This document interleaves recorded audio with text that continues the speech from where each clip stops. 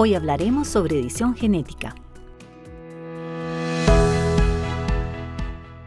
Los genes son las unidades moleculares de la herencia, pues almacenan la información genética y permiten transferirla a su descendencia.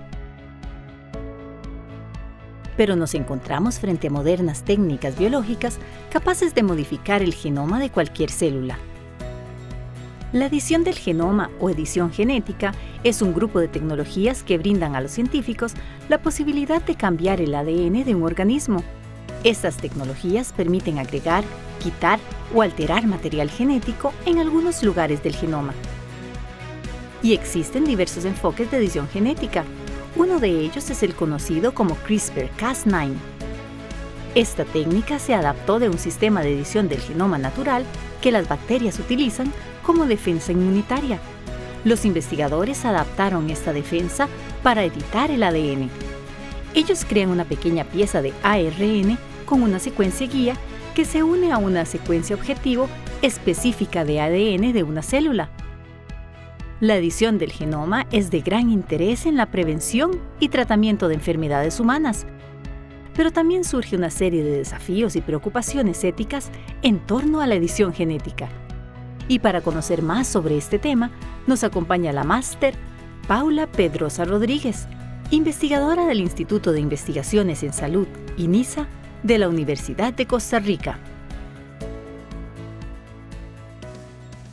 Paula, sea muy bienvenida a Conciencia. Le agradecemos mucho el espacio que nos está dedicando para tratar un tema bien complejo. Vamos a ver cómo tratamos nosotros de ponerlo en términos muy generales. Bienvenida. Muchísimas gracias, doctor. Yo estoy muy feliz de estar acá. Gracias, gracias. Vamos a hablar de edición genética, pero antes de meternos en el proceso de edición, hablemos, como para calentar motores, diríamos nosotros, de la importancia de aquel descubrimiento de 1953, la molécula del ADN. ¿Qué nos ha aportado a nosotros ese gran descubrimiento en el cual participaron varias personas?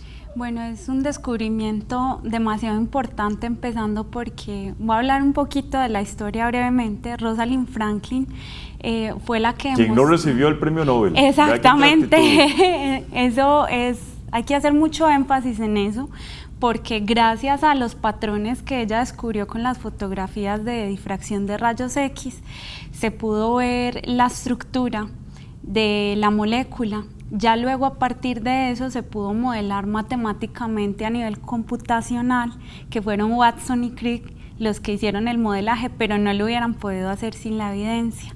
Y este descubrimiento es sumamente importante porque ya conociendo la estructura, se podía indagar más sobre cómo esa estructura estaba asociada a la función, a cómo estaba implicado en los mecanismos de la herencia, ¿verdad? Cómo la duplicación de ese material. Exactamente, y pues curiosamente después de eso se empezaron a abordar muchos estudios a nivel de edición genética, ¿verdad?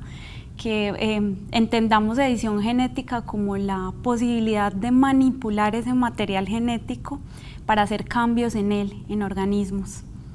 ¿Qué entendemos por genética? Bueno, en biología clásica la genética es el área que estudia la herencia, ¿verdad? Estudia cómo los genes interactúan entre sí y básicamente digamos que es lo que nos permite también conocer cómo se determinan ciertos rasgos en las especies. Por ejemplo, yo porque tengo ciertos rasgos de mi papá y de mi mamá, ¿verdad? Entonces la genética permite conocer o abordar ese tipo de temáticas también. 50 y 50. Ajá, exacto. 50% herencia de la mamá, 50% herencia de su papá. Uh-huh. Sí, son cosas que cuestan entenderlas, sí, pero son extremadamente importantes. ¿Qué son los sistemas CRISPR-Cas? Bueno, en el cual usted es experta en la materia. Y eso es complejo, entonces vamos a tratar de ir bien despacito. Bueno, entendamos este sistema como un descubrimiento, un hallazgo que se hizo. El doctor Francisco Mójica fue el primero en abordar como este tema y este descubrimiento, y fue encontrar que las bacterias tienen una especie de sistema inmunológico contra los virus, porque ellas son infectadas por virus también, Entonces, ese sistema inmunológico lo que hace es que va guardando como información que identifica el virus para poder batallar contra él a nivel, pues, a nivel celular. Entonces, CRISPR es una asociación de esas repeticiones de esa información viral y se usa actualmente como una herramienta para editar, así como las bacterias editan dentro de su sistema para poder combatir como estas infecciones virales. Y también para muchas otras enfermedades que más adelante vamos a desarrollar. Entonces, ¿qué entendemos por edición génica a través de CRISPR, propiamente dicho? Bueno, el sistema de CRISPR en bacterias está acompañado de una proteína, que esa proteína es una endonucleasa. Nosotros le llamamos a eso tijeras moleculares. Entonces el sistema corta y también está asociado a unas secuencias de ARN y a unas secuencias que también se llaman PAM, que están dentro del ADN de interés y que permite que el ARN se acople también como a la secuencia que se quiere cortar, porque básicamente CRISPR es cortar, pegar, editar, dependiendo de lo que uno quiera. Entonces esas tijeras están acompañadas de unas secuencias que se ubican dentro del ADN genómico o dentro del gen de interés para que ahí se pueda hacer la edición. Hablamos de ADN, pero ahora usted mencionó el ARN. ¿Cómo definimos el ARN para las personas que nos están siguiendo? Bueno, el ARN es una forma en la que la información del ADN es procesada para luego poder producirse en proteínas, si lo queremos hablar en términos muy genéricos, ¿verdad? El ADN tiene que procesarse en una información muy específica y esta información ya luego va a estar dada por las proteínas que se expresan y que van a dar características fenotípicas en los organismos. Y con fenotipo me refiero a rasgos, ¿verdad? Como ciertas proteínas o cierta modulación de proteínas hacen que uno tenga ciertas estructuras faciales, el color de los ojos, por ejemplo, hasta la función del cerebro, también lo van guiando. Inteligencia. Muchos otros rasgos. 3 tipos de ARN, ¿verdad? El mensajero, que es el que lleva ese mensaje, esa copia o esa transferencia de información del ADN, y otros 2 que cumplen funciones muy específicas. En específico, con este sistema CRISPR tenemos un ARN que no está destinado a expresarse, a convertirse pues en proteínas funcionales, sino que más bien es un elemento que funciona para marcar un área dentro de la estructura genética. Entonces permite que haya esta ubicación de la secuencia para que se encuentre con lo que se quiere editar. Si lo ponemos también así en términos supremamente genéricos. Perfecto. Vamos a hacer una primera pausa, ya regresamos con todas y todos ustedes.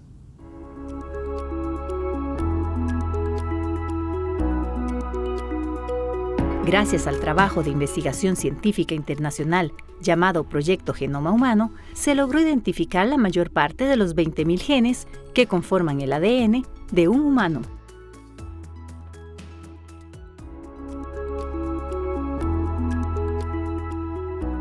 Gracias por continuar con nosotros. Estamos hablando con Paula Pedrosa Rodríguez, quien es investigadora del Instituto de Investigación en Salud de la Universidad de Costa Rica. Hablemos de todas las aplicaciones de CRISPR-Cas en el diagnóstico molecular de enfermedades. Siempre manteniendo ese nivel básico, Paula, porque usted es experta en esta materia. Comencemos con enfermedades neurológicas, como el Alzheimer. ¿Qué se ha logrado? ¿Qué se ha hecho? ¿Qué resultados? ¿Qué beneficios? Hablemos un poquito de esos desarrollos que ha hecho la ciencia en estas enfermedades neurológicas.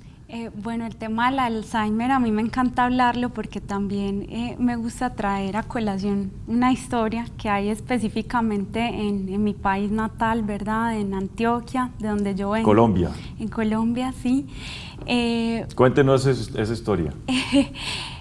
Digamos que allí hay un nicho de un grupo de personas que tienen el Alzheimer o la población que tiene ese Alzheimer la desarrolla muy temprana edad y es muy agresivo y se hereda siempre, o sea, si los papás o los abuelos tienen el gen, entonces los hijos lo van a tener y esta enfermedad empieza a aparecer los primeros síntomas a los 40 años y las personas ya llegan a morir incluso antes de los 60, muy jóvenes. Es muy interesante porque allí el doctor Francisco Lopera, que hace poco murió, él fue galardonado con lo que se conoce como el Premio Nobel en Neurología por su investigación en el Alzheimer en esta población. Entonces él habla de la mutación paisa, que allá en Antioquia les decimos a las personas que son paisas de la montaña, y él describe que... Paisa es un campesino, ¿verdad? Sí, en Costa Rica. Un campesino, exacto. Okay. Y allá en Colombia también, ¿verdad? Que estamos dentro de la montaña. Entonces, todo el trabajo de la vida del doctor Francisco Lopera fue describir la enfermedad y él encontró la mutación específica, que hay un cambio de ácido o de glutamato por una alanina y eso es lo que se conoce como mutación paisa. En esta familia específica. En esa familia en específico. Y lo que encontró además, que esto es lo que le voy a asociar con CRISPR también, es que había una señora, una paciente de él, que con 70 años apenas ella había empezado a desarrollar los síntomas de la enfermedad, pero ella tenía la mutación paisa. Entonces el doctor decía, esto está muy extraño, ¿qué tendrá esta señora que es tan diferente? Entonces descubrieron que por eso le dieron el premio, que hay un gen protector que también se puede expresar al mismo tiempo que se puede estar expresando la mutación que causa el Alzheimer y retrasa hasta por 30 años la aparición de los síntomas. Antes de que el doctor muriera, él dijo en una entrevista que este hallazgo es muy importante porque si ya se conocen genes protectores con el estudio que él hizo toda su vida, entonces se puede aplicar edición génica. Y la esperanza de él es que a futuro, con estos descubrimientos, se pueda usar el sistema CRISPR-Cas9 para poder implementarlo y retrasar los síntomas o curar del todo la enfermedad. Entonces usar estas tijeras moleculares para editar ciertas secciones en el genoma que permitan entonces darle esa protección a los pacientes. ¿Cuánto se ha avanzado en esto, Paula? Bueno, en CRISPR todavía en enfermedades neurológicas no se ha podido hacer mucho, como que se aprueben ya tratamientos por la FDA. Todo está en ensayos preclínicos, los modelos que se han estudiado son murinos, de conejo también. Entonces, se han visto avances, por ejemplo, en el Alzheimer han visto que cuando se hace edición de ese gen donde está también la mutación paisa u otras mutaciones, la adición de ese gen permite que los síntomas se retrasen en ratones o que la enfermedad desaparezca del todo. Pero la FDA todavía no ha aprobado ningún tratamiento, todavía falta bastante. ¿Cuánto cree usted que falta?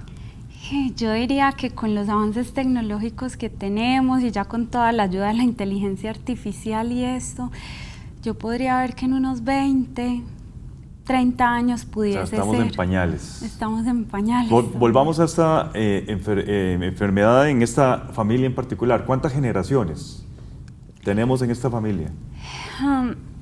Bueno, han sido como ya más de... Lo que alcanzó a estudiar el doctor Francisco Lopera han sido como más de 7 generaciones. Más de 7 generaciones. Ajá, específicamente. Y cantidad de gente afectada con Alzheimer. Exacto. Y es que en mi país este tipo de enfermedad es muy común, más bien, en especial en este sector de Antioquia. La gente lo desarrolla muy joven. ¿Y hay estudios genealógicos que conectan las familias? O sea, ¿hay parentesco en todas estas familias? Sí, incluso el y se ha hecho estudio del gen y todos tienen la misma mutación. La misma mutación, exacto. Incluso el doctor Loper hablaba que había un 50 o un 70% de posibilidad de que se desarrollaran los síntomas a los 40 años de edad si tú tenías la mutación. Sí, impresionante. Avancemos. Parkinson. En el Parkinson es muy interesante. Lastimosamente lo último que he visto yo es que los modelos siguen siendo murinos, pero uno de los últimos estudios que se hicieron a nivel preclínico y todo, estaban involucrando una proteína que se llama la alfa-sinucleína. El Parkinson está muy asociado porque esta proteína se empieza a aglomerar y a formar unas fibrillas y eso empieza a generar daños a nivel neurológico. En ratones, cuando editaron el gen, se dieron cuenta de que desaparecía por completo la enfermedad y lo que hicieron fue cortar unos fragmentos para mutarlo. No lo quitaron del todo porque esa es otra posibilidad de eliminar el gen, pero eso es muy peligroso porque se podría cambiar todo el marco de lectura. Lo que hicieron fue cortar y pegar otras secuencias y disminuyó en gran cantidad la expresión de la alfa-sinucleína en los ratones. Entonces podría ser una terapia génica que a futuro. Estamos hablando de otros 20 años para lograr algo similar en Parkinson, sí, en humanos. En humanos. Sí, permítame hacer una segunda pausa y ya regresamos.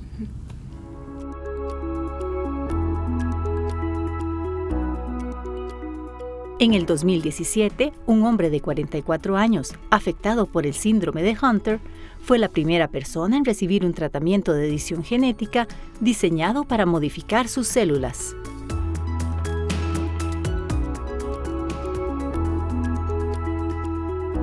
Estamos conversando con Paula Pedrosa Rodríguez, investigadora del INISA de la Universidad de Costa Rica.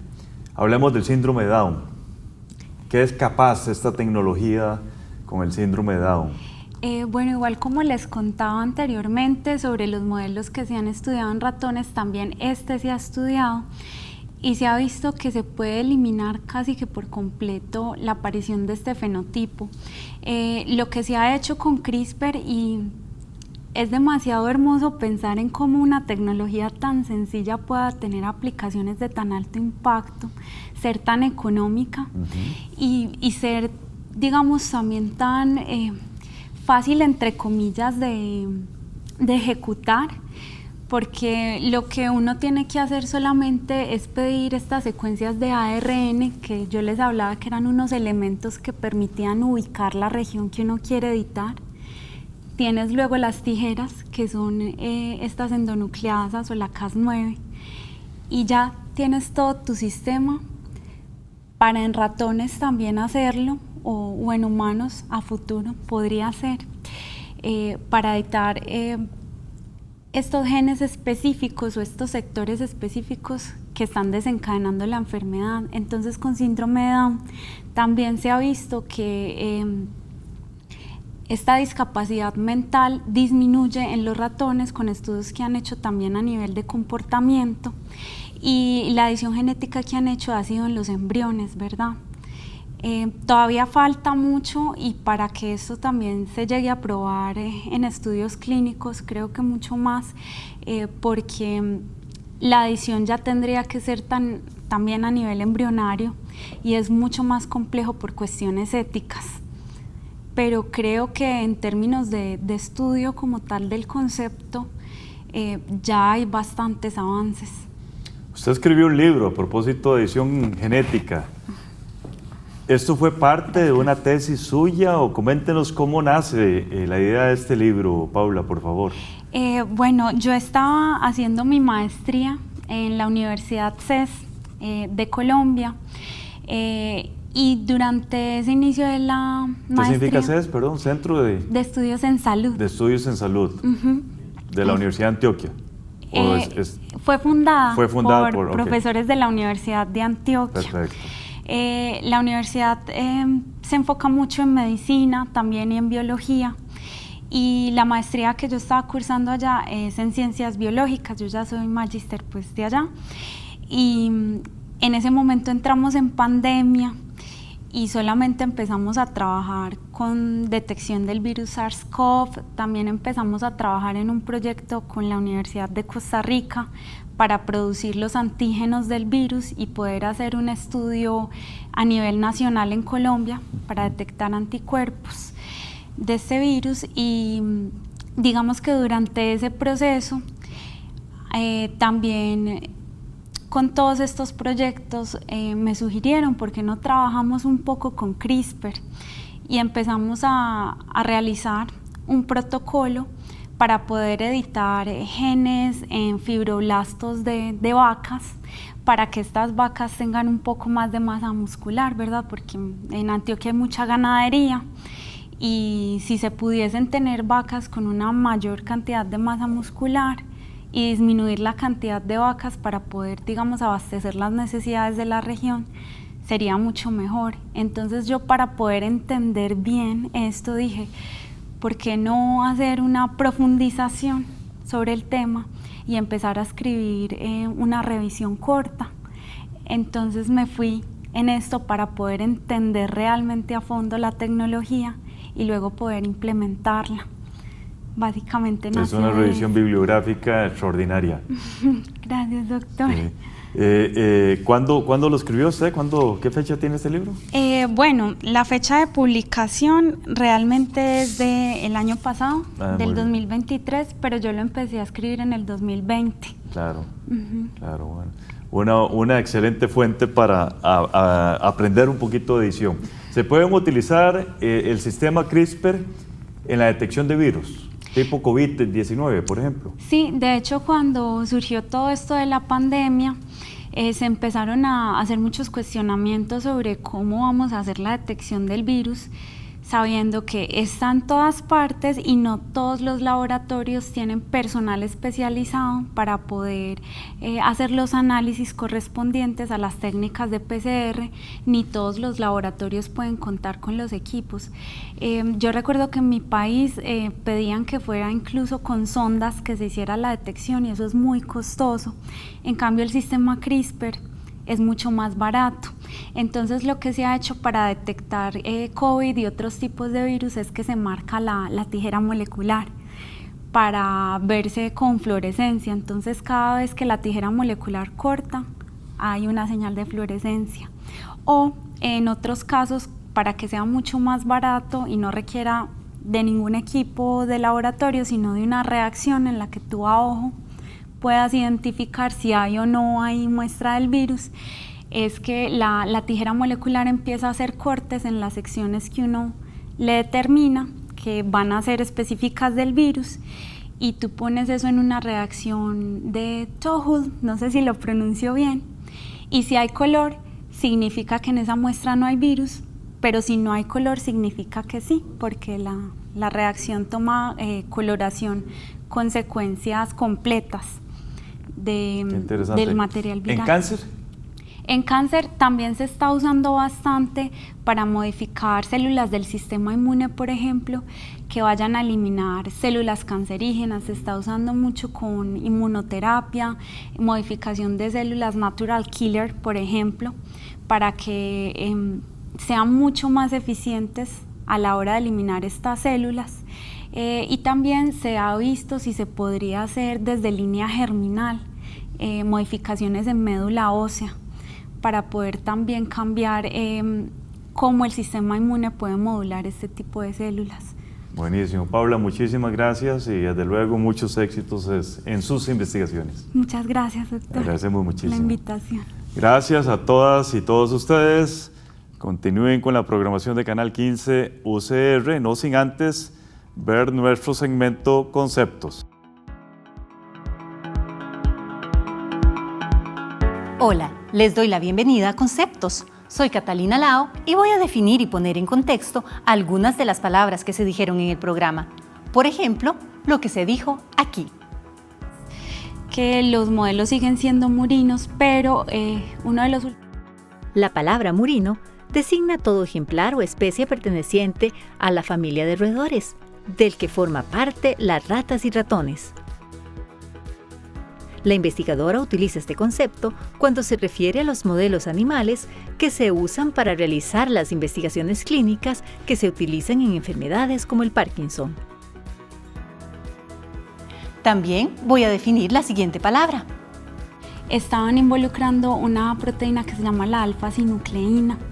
El Parkinson está muy asociado porque Alfa-sinucleína es una proteína neuronal que se asocia con enfermedades neurodegenerativas. Esta proteína está implicada en la conexión, la plasticidad neuronal y las diversas funciones donde interviene la dopamina en el cerebro. Como señala la investigadora, en enfermedades como la de Parkinson, esta proteína se acumula en forma excesiva en el interior de las células. Estos depósitos son huellas de alteraciones celulares que indican una disfunción neuronal y que lleva con el tiempo a su muerte, fenómeno responsable de los síntomas de la enfermedad. Esto fue Conceptos. Los invito a acompañarnos en cada programa de conciencia. Recuerde que puede ver este y otros programas en nuestro canal de YouTube y seguirnos en nuestra página de Facebook. Hasta la próxima.